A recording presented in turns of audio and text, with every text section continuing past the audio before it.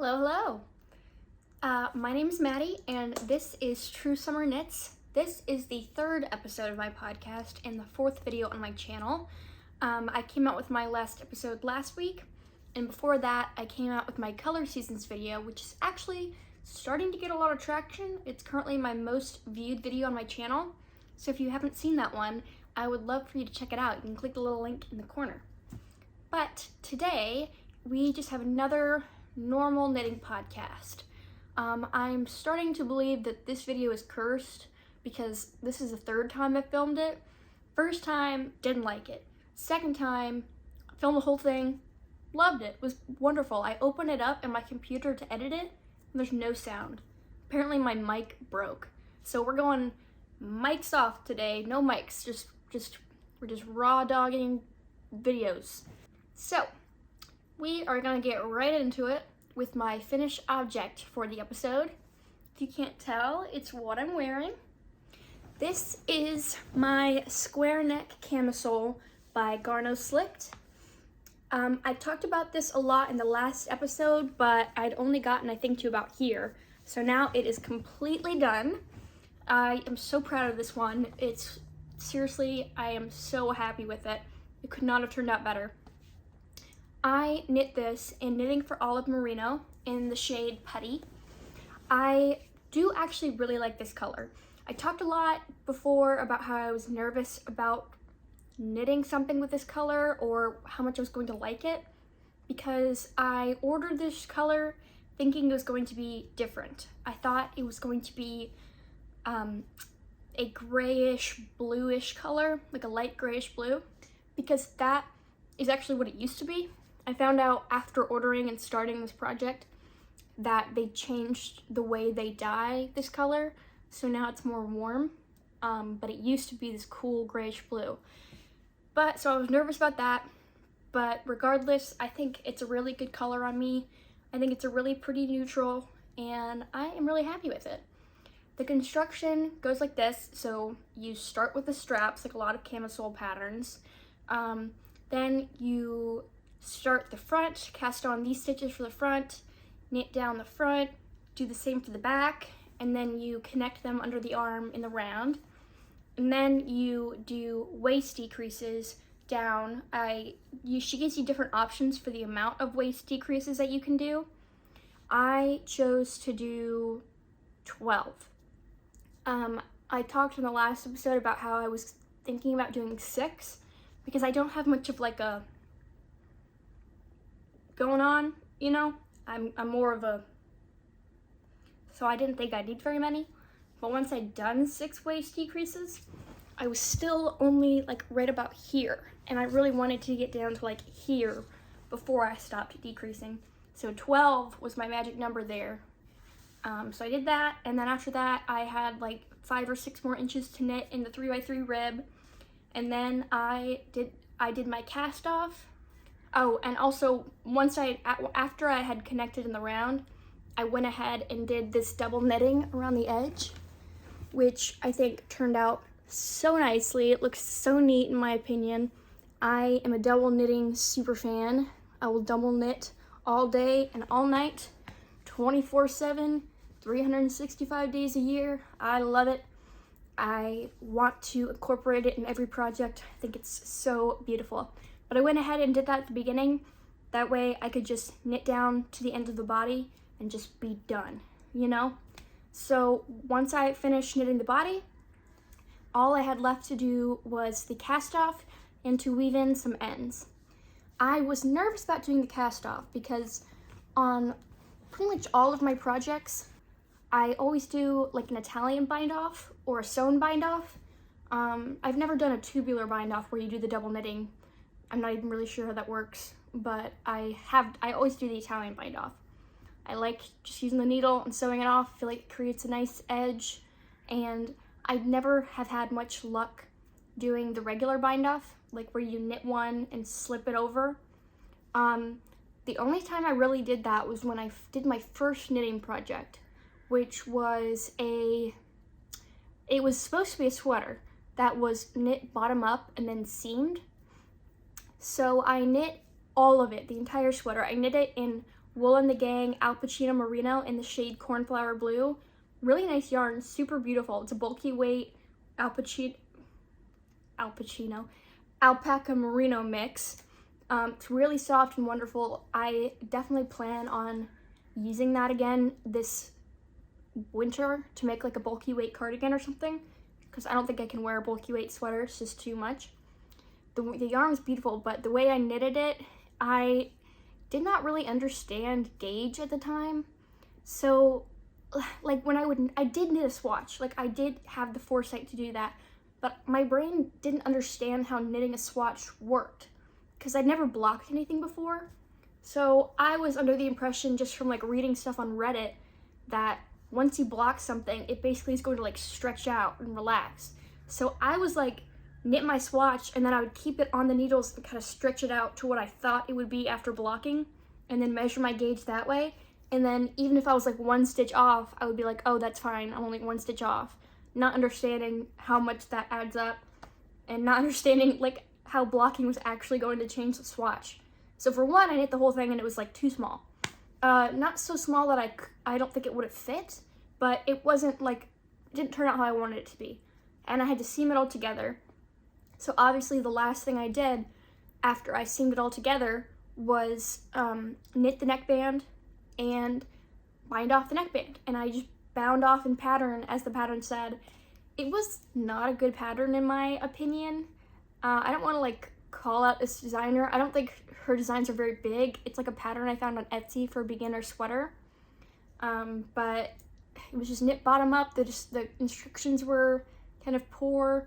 And I don't know why you would, like, if for a beginner pattern, I don't know why you wouldn't make it more clear that if you're going to be binding off the neckband, like with a standard bind off, you have to be really careful to not make it too tight, because that's exactly what I did. It was so tight, I was so done knitting that sweater. I wanted to move on to bigger and better things, so I tried it on, couldn't get over my head. It was too small because the bind off was so tight. In my effort to make the bind off look neat, it was just super tight and small. Like, I didn't understand the concept of binding off loosely like I do now. Or I didn't understand that there was any bind off you could do other than just the regular bind off. I thought that was it. I didn't understand. I'm sure the sleeves wouldn't have fit either. I bound them off the same way, I think. Oh, no, because they were knit bottom up. So they would have been cast on, so they would have been fine. But the neckband was cast off.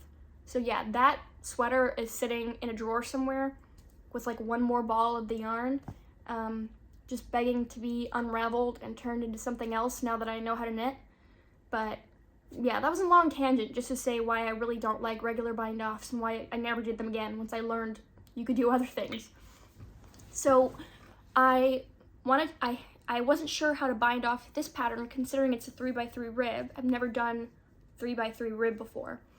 So I decided I would just kind of go with whatever she said in the pattern, since it's a highly recommended pattern. And she recommends an elastic bind off. I'd never done that before, so I looked it up. She did have instructions in the pattern on how to do it, but first I just decided to look up like some written out technique, because usually those are clearer. And it basically said that you do it very similar to a regular bind off, but instead of knitting one and then slipping one over, you knit two and then you knit those 2 stitches together. That's what the article online said, and that sounded easy enough to me, and I knew now if I'm doing it that way just to do it loosely, you know? But the way she described it in the pattern was much different, and I couldn't really figure out what she wanted me to do in the pattern. But I didn't try very hard, so it could definitely be my fault. But she basically said in the pattern you knit one, and then you yarn over, and then you slip 2 stitches over. I couldn't really figure out what stitches she wanted me to slip, like on which side or where she wanted me to slip them. Like, it didn't seem like I was actually doing any binding off when I tried that. I think she did it differently so that it could be done in pattern, because the way I did it, it would have been difficult to do it in pattern, so I just didn't. I just did mine all knit stitches, knit everything 2 together, and I think it turned out really nicely. I'll show you the bound off edge. Don't look at my pocket there, that's a little embarrassing. Did y'all's moms ever get on to you for having your pockets inside and out? Mine certainly did. But anyway, so this is a bound off edge. It's nice and stretchy. It doesn't flare out. It looks really neat. And I think it was a perfect choice. So if you're doing this pattern and you don't feel like trying to figure out what she's talking about in the pattern, you can just do the elastic bind off like this. Knit one, or knit two together, knit one, knit those two together, and so on and so forth until you get to the end. And then you can just, with your final loop, just cut the string, pull it through, and then just sort of sew that little last bit together and weave in the end. But yeah, that was how I did this. I also knit these on 2.5 millimeter needles instead of the 3 millimeter needles specified in the pattern. I think that was a good choice. I was worried about the sizing because I talked about this a little bit in the last video. I have gained a little bit of weight recently, and my bust size has gone up a lot. So not a lot, but like when you're going for like an extra small to a small, it doesn't take much to like teeter over the edge. And I've still been making extra smalls and stuff, but some things I feel like I need to make a small, so I really wasn't sure what size was going to fit me best. So I went based off of the specified negative ease that she said you should have, because even though she said like the bust measurement I have might be better for size small, I didn't feel like I would have enough negative ease if I went with size small. So I'm glad I did the size extra small because I do feel like it fits me perfectly. I feel like it looks really good on me. There's nowhere that it sags and it doesn't feel too tight. So yeah, I'm really happy with this one. I think it's gonna be a staple in my wardrobe this summer.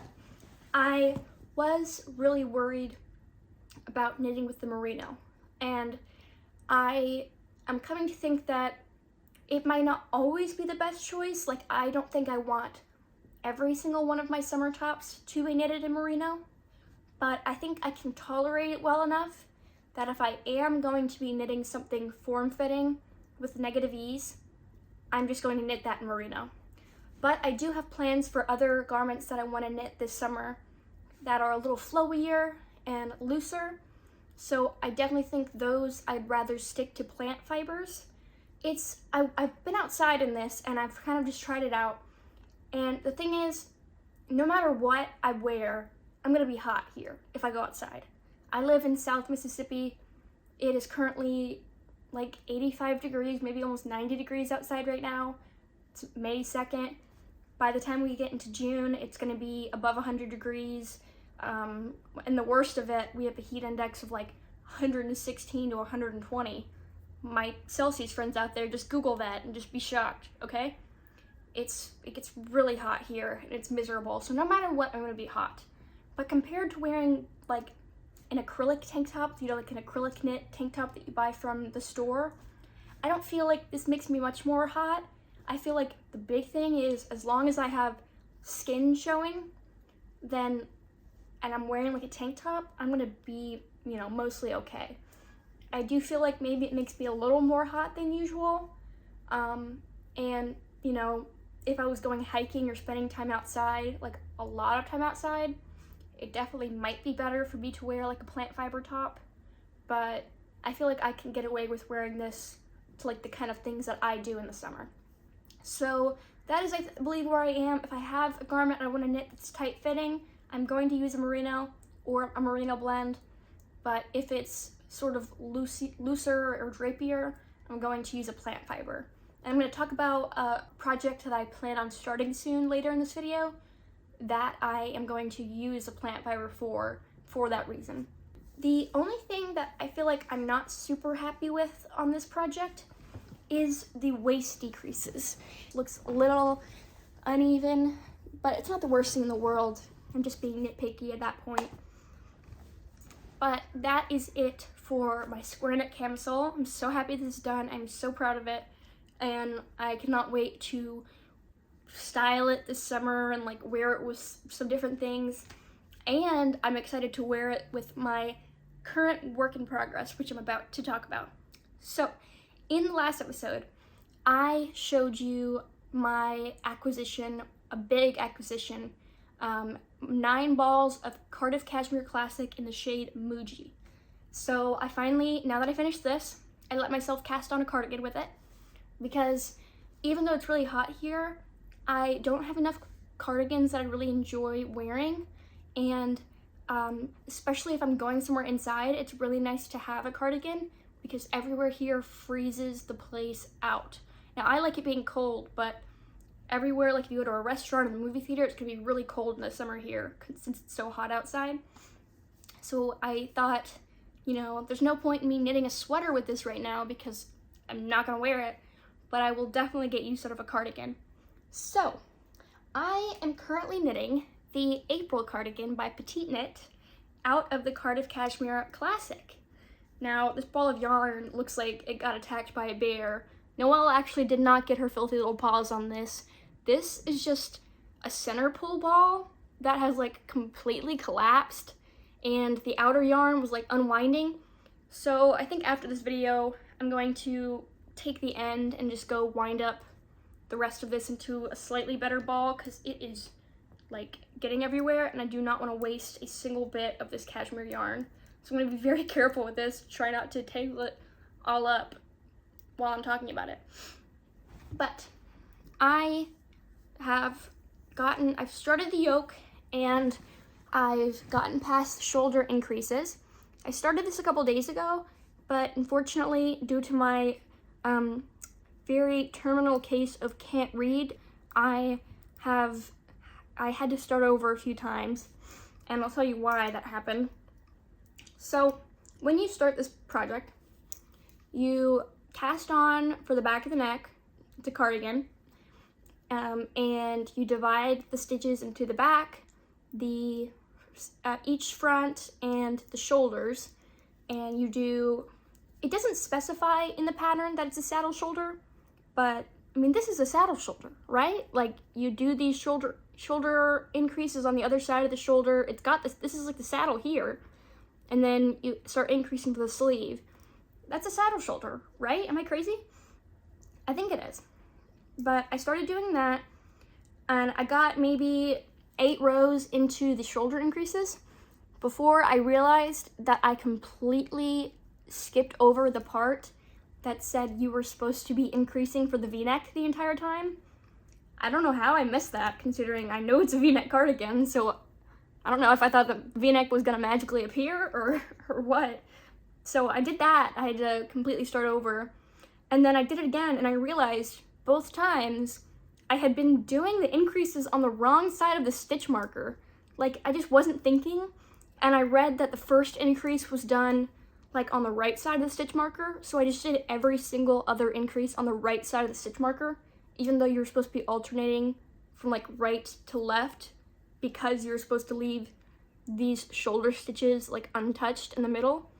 So yeah, I just start over again, but thankfully 3rd time seems to be a charm and I'm doing well. The only annoying thing is when I was doing the shoulder increases, at one part I realized I had accidentally made an increase on the wrong side of the shoulder stitches. So I had to like unpick that little increase. So there's a little gap right here. I don't think it's the worst thing ever. I think I could just like use a little bit of yarn and pull on it and weave in an end. But it's annoying to look at because I want it to be perfect. But at that point, I didn't want to start it over for a 4th time for something that really wasn't that big of a deal. My stitch count might be off by 1, but I don't think it's the worst thing in the world. If I really need to, I can add an extra increase somewhere. But other than that, other than the false start, this is going really well. I don't think it'll take me long to really finish the yoke. Let's try it on. Look at us. We are stunting, ladies. So yeah, you got your shorts all bunched up, but I think this color is going to look really nice on me. It's a little more muted than I would normally do, but I think for a neutral, I think it like looks really good on my features. And I especially think this cardigan will look good with this tank top, like as a nice neutral to wear underneath it. Because I never wear my cardigans closed. I always keep them open so I can take them off because I get really hot. So I like to take off and put back on my layers as needed. But I do plan on doing the very common modification of the double knit button band for this cardigan instead of the ribbed button band. And I was literally just talking about how much I love doing double knitting, so I'm really excited to do that. The only thing that sucks is obviously you have to finish the entire body before you can go back and do the double knit button band. Like with this, as soon as I connected in the round, I went and did, you know, the double knitting so that once I finished the body, I was just done and I could call it right there and be finished with it. And I definitely plan on doing the sleeves before I do the body with this one, just so I don't have to do as much after I finish the body. But of course, I will have to go back and do all the double knitting, which I definitely love, and it's very satisfying to do, but it takes a while. And I think this double knitted button band is going to be like, what, like 15 stitches wide or something. So if you know how to do double knitting, that means you're working with like 30 stitches. And that is just going to take forever. So it'll be, you know, a journey, but it will be nice to have a more simple project on the needles, because obviously a 3x3 rib is simple, but not as simple as just a stockinette project. So that is my current work in progress that's actually on my needles, but I have one more project that I'm about to cast on after I do some swatching, and that is going to be my more complicated project, because I feel like it's really nice to have like a simpler project and then like a slightly more complicated project for you to kind of switch between, you know what I mean? So I had no plans to do this in my last episode. I don't think I'd even seen this pattern, but I was watching someone's podcast. It was Hip Knit Haze. She is really wonderful. I like the projects she does, but it was an older episode, and she had made the barbroe top by Knitting for Olive, and she made it out of the pure silk in some brown color. I think she actually ended up not liking it because of the color, but I thought the project itself was so beautiful. It's this beautiful all over lace tank top with this wonderful scalloped edge at the bottom. It's a little looser and drappier like I was talking about earlier. So I feel like it'll be really well suited for the pure silk, because I have used the pure silk before, and that was in my camisole number 9, which I talked about in my first podcast episode. And while I don't think it was the worst yarn choice ever, like I don't think it really, you know, made it unwearable or anything, I don't think pure silk was the best choice for that garment. I mean, for one, it's meant to be a negative ease garment. It's all stockinette, which in a light colored silk yarn, stockinette is never going to look as even as like a wool or even like a cotton, you know? So it looked a little messy. It's gonna stretch out a little bit. It already stretched out a little bit just because it's supposed to be so tight fitting. So I'm just thinking it was not really the best choice for it. But I feel like a project like this, the pure silk is perfect for, because it's looser, it's drapier, and stitches are gonna look so much better with the lace than they aren't gonna be in stockinette, you know? I am so excited to make this. I have to do a swatch first, because I actually got some new needles, which I'll talk about in a second. I got a new set of interchangeable needles, but they don't have 3mm tips. They only have 2.75 and 3.25. Last time I knit with pure silk, I knit with 2.5, but the pattern calls for 3mm. So I think I'm gonna do a swatch of the lace with 2.75mm needles and just see if I can get away with that.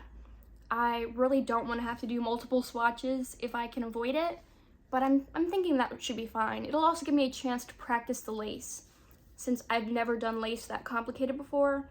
The only lace I've done has been on socks, and I've never gauge swatched for that. I just go based on the pattern, and usually simpler repeat.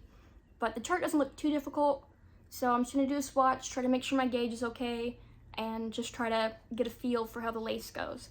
I definitely want to finish the yoke of my April cardigan and just get like a little progress on that before I start working on the barbroe top, but I'm super excited to get that on my needles. I did mention that I was going to be knitting that out of pure silk, but I didn't mention the color. So this is the color Haze. It's a little hard for the camera to pick up on, but it's just, it literally is like silver. Like the color is silver. It is like this beautiful, cool, silvery gray. It's got just the slightest amount of sheen from the silk.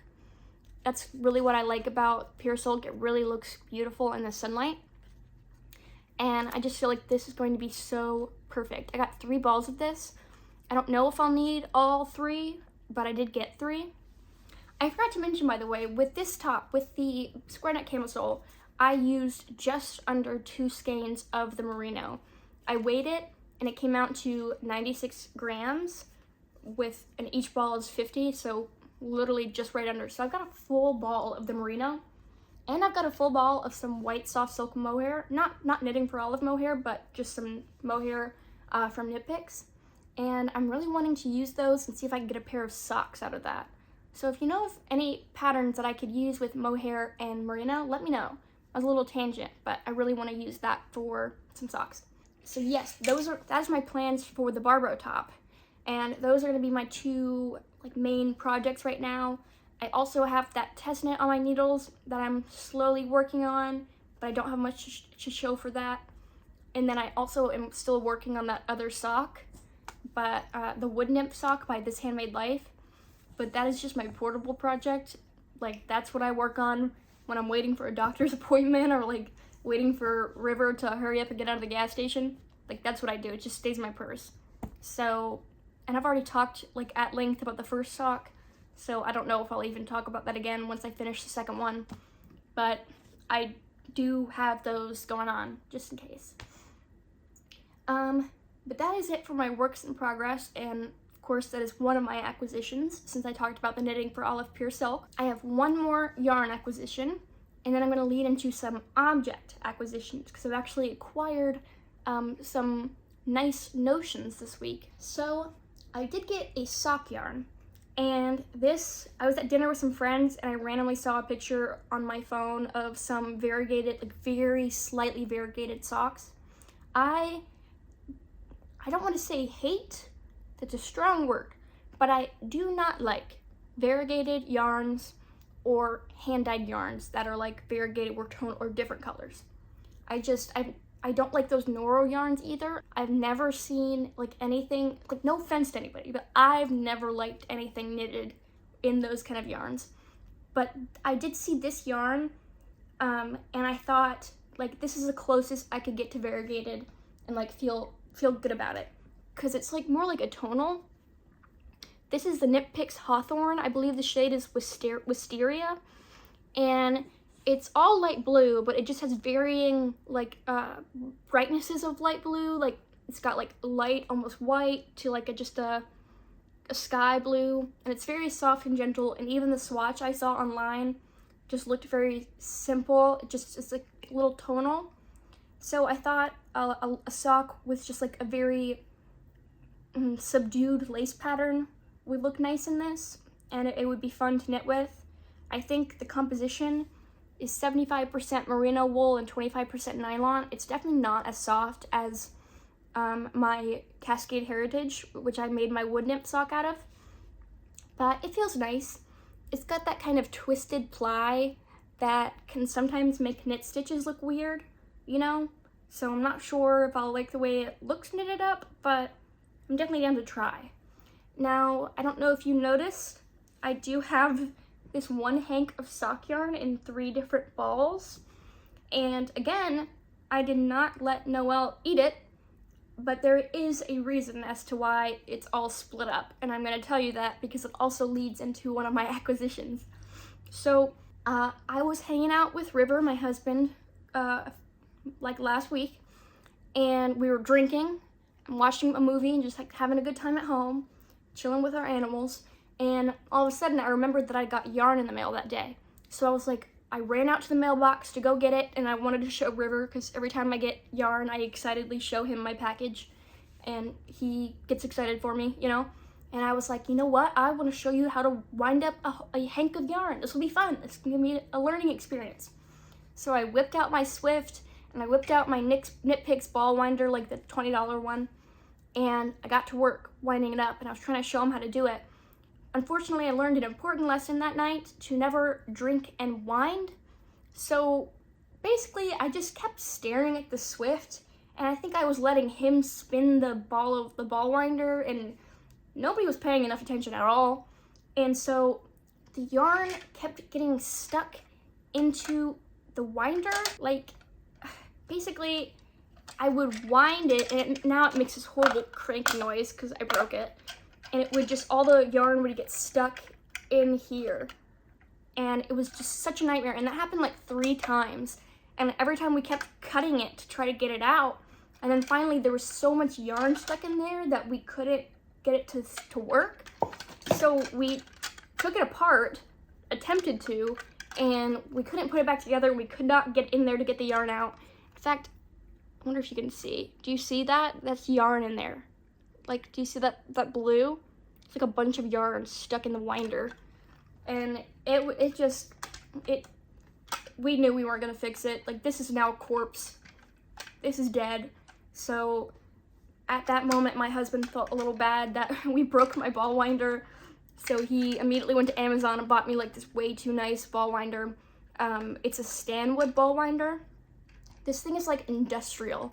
Like, it's all metal. It is super, it's like that thing's gonna last me the rest of my life. It was really hard for me to figure out how to use it.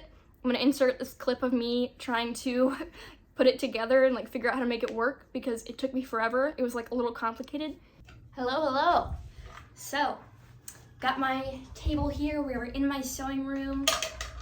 Just got my sewing machine and some drafted paper and stuff set up over there.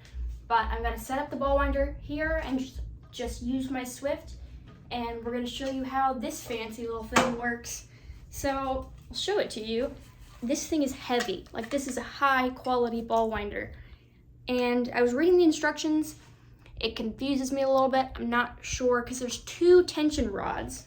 I've got the other one in there, but you've got this one that spins around whenever you crank the wheel. And then you've got another one that I think you hook up here and it feeds into this one and then it winds it into a ball. So I really want to try this out on camera so we can just see how it works. So I clamped it onto my table, and this, they call it the distal arm in the handy dandy instructions. This gets clamped around this washer down here and then screwed on. So I'm going to set up the Swift, and we are going to attempt to wind using this very fancy ball winder. Let's see. No animals. All right, let's thread this bad boy. Okay, thread it through here. This through here, I think. I'm gonna stick this up here to create a center pole ball, and let's see if that works. Nope, that didn't work. Okay,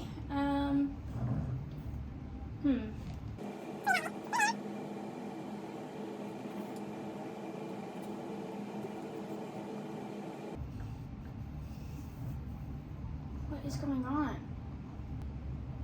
Oh my god, I don't understand.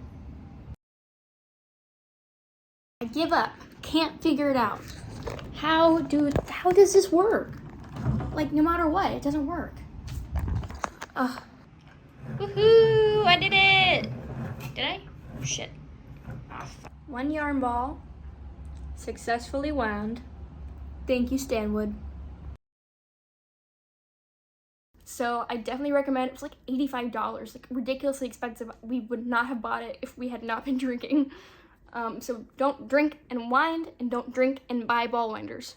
Just, if you're thinking about doing anything with a ball winder, don't drink, okay? That's the lesson we've learned from this experience. But I am glad to have it. It's a really nice ball winder.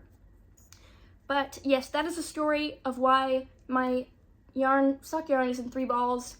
This one ended up just being wound by hand because at that point my ball winder had already killed itself. And that is one of my object acquisitions for the week. The last acquisition I actually had talked about my needles in a previous video, and a nice commenter commented and talked about how I should get a set of interchangeable needles, and I've definitely been wanting a set. Now, I do technically have a set of interchangeable needles before I got this new one, but I never used them because they were wooden. When I first started knitting, I thought I preferred wooden needles, so my husband River very kindly went to Michael's and got me this set of interchangeable needles. It's the Takumi Clover bamboo needles. I have lost some. Don't mind that. And I liked them, but I just hated the way, like, I didn't know how much I didn't like them until I knit my camisole number 9 and I bought the Chiagoo 2.5 millimeter needles because I needed smaller needles. And I had just such a wonderful time knitting with those needles. So from that point on, I never wanted to use my bamboo needles again. And all my projects were around the same gauge. So I had like a few pairs of the fixed circulars, like the 3 millimeter, 3.5, 4, and I would use those. And then I was talking in that episode about how I hate like taking projects off the needles and putting them on stitch holders to try them on, because it's such a nightmare, like getting the stitches off and getting them back on. And the person in the comments was like, well, you just need like a set of interchangeable needles, because then it's super easy. And I was like, man, you're right. And I don't need to be buying yarn right now, like I've got plenty for my projects. So I just went ahead and I invested in the complete interchangeable needle set from Chiagoo or however you pronounce it. And seriously, this was an amazing purchase. I am so happy. Now I've got a couple of the needle sets out on like my projects, but oh gosh, they all fell out. Hold on. Some of these like do not hold everything tight enough. Everything is like falling out, but it doesn't matter. So this is a full set. It goes from 2.75 millimeter needles to 10 millimeter needles. These things are huge. I don't think I will ever use these. I don't think I've ever used needles this big. I don't like knitting bulky weight things, but I guess it's nice to have. Maybe I'll knit a blanket or something one day. But I am so glad to have these. They are so nice. Since it's the complete set, half of the needles are labeled as small and half of the needles are labeled as large. So they come with 2 different sets of cables, one for the small needles and one for the large needles. And the lengths of the cables they come in are 8 inches. They have 2 8-inch ones, a 14-inch one, and a 22-inch one in each of the sizes. And they also come with these little accessories, this little bag of accessories. They come with some things to help you tighten the cables, which I only just learned. Like, I feel like I'm saying so much shit in this video that makes me look stupid, but listen, we're all learning every day. But I finally learned how to use these little tightening keys that come with it, because my Takumi Clover needles, they didn't have that. Like, you just had to tighten with pure will, and if that wasn't tight enough, then it would just keep coming undone while you were knitting. I always heard about these little keys, but I didn't understand how to use them. So it comes to these little tightening keys. And I thought that it didn't make sense to me that the key would go into the lifeline hole. I assumed when you say tightening key that you would literally stick it into something and like screw it in. Like, it wasn't making sense to my brain. And I figured it wouldn't go into the lifeline hole because there's nothing to screw there. So I was trying to stick it into like the little tiny dot on the side, and like that wasn't doing anything, so I was so confused. I was a little too prideful to Google how to use it, so I was just like totally in the dark for a little bit. And then I finally like sucked it up and put my pride aside, and I Googled it, and this is how you use it, in case you don't know. You do, in fact, stick the little key into the lifeline hole, and then you use this little rubber gripper to like hold on, and then you kind of use this as like a sort of like a lever or something, I don't know, just to give you some more grip so that you can tighten it. It's already really tight, but that's how you use that, in case you didn't know, like me. I did not know. So it comes with the tightening key and the rubber gripper. It also comes with these little what do you call them? Little connectors to connect different cables to each other, so you can make like extra long cables or like mix and match the cables to make different sizes. So it has these little connectors that you can like screw onto each end of the cable, which is really neat. I never thought about that before. And then it also has these needle stoppers for the small and large sizes that you can take the tips off the needles and screw this onto the cable. Like, so you could use the tips for something else, but this will keep your stitches in place, which is super nice. And then they also throw in some stitch markers, which you could never have enough. And it also comes with this needle gauge randomly, which I don't really know why you need, because all of the needles that come in this set like are labeled on each needle. But maybe this would come in handy. I don't know. But still, it's cool that they threw that in there. So that is all my acquisitions. And I have one more thing I'd like to talk a little bit about before we're done with today's video.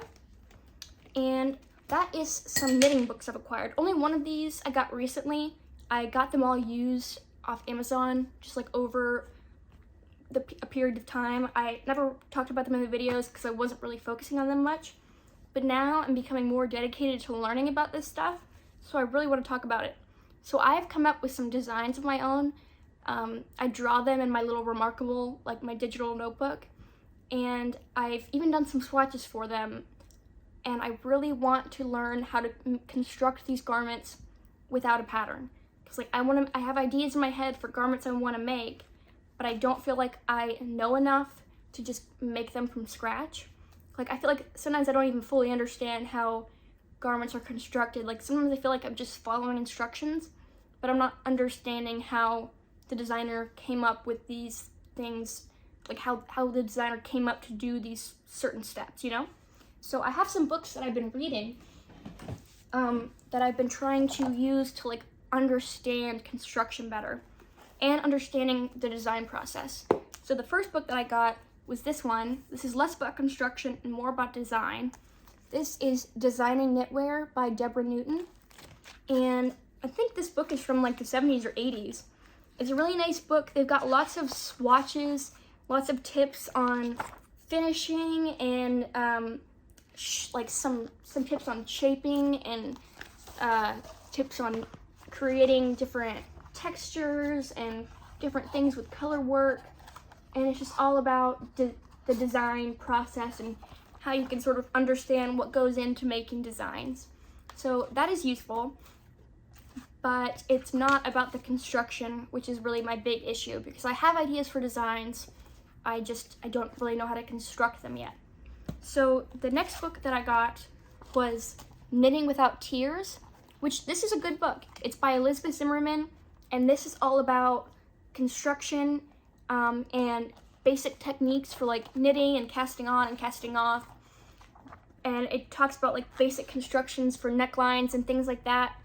But the problem is that this is from the perspective of bottom-up construction, which I don't really have a problem with. Like, I wouldn't mind knitting bottom up, but I feel like what's popular today is to knit top down, and that's what I'm used to. And I really want to like understand the construction also of paid patterns that I knit, and all of those are going to be top down. So I just felt like it was lacking that perspective. Like, it's already hard enough to try to learn how the construction is worked, but it's harder to try to convert in my head the bottom-up construction to top-down.